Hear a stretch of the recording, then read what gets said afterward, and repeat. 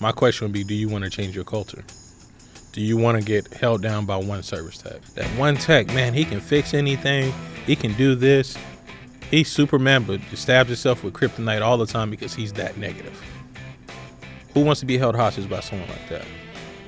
There's service techs out there who's looking for that culture, who's looking for where to go. And one thing the new flat rate helps is it helps bring that great culture there to help, because it brings the culture and it follows everything behind it.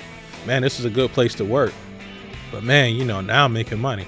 But with the new flat rate, it can create a great culture. Guys can make money, they can be successful, they can have even more happier lives, and they can find that balance. It provides them with a sturdy foundation that anything in life they'll really be able to do. If they want to be a service manager, lead technician, a salesperson, own their own company one day, the sky is literally the limit with them when they do the new flat rate.